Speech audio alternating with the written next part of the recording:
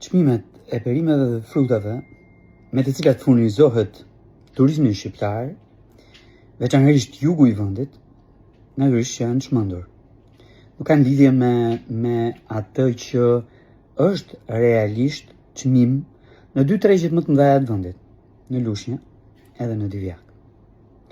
Fjala bie domatja dje, pasi unë pyeta vonë pas dite, varionte nga 40 deri në 50 lekë. Kastraveci dje, i riu, pra ai mbjell së fundi, ose që ka dalë tani, është diku ke 70 lekë. I vjetri është 50 lekë.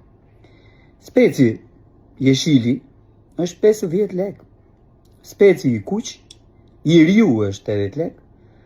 Ai që ka dalë më herët është 60 lekë. Ndërkohë, ai që bën habi është shalqini.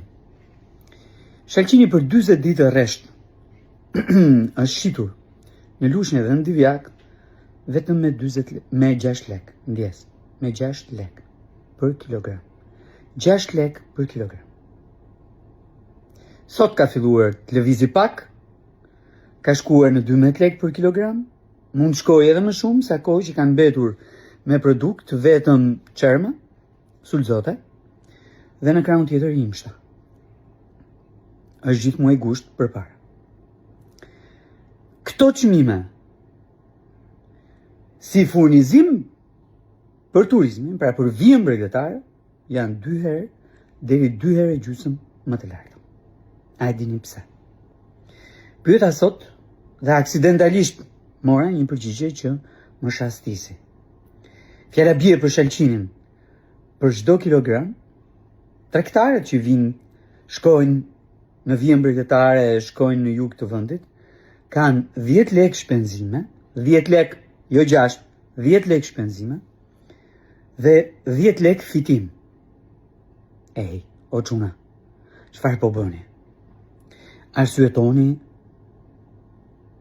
në minimum apo jo?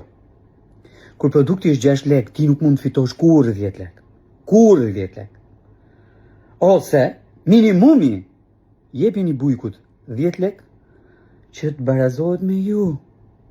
E të fitoni të 2 nga 10 lekë. Po që bujku të shesi produktin me humbje vetëm 6 lekë dhe ju nga ky produkt i bujkut me humbje të fitoni 10 lekë, apo për produktet e tjera diçka edhe më shumë se sa kaq, është çmenduri.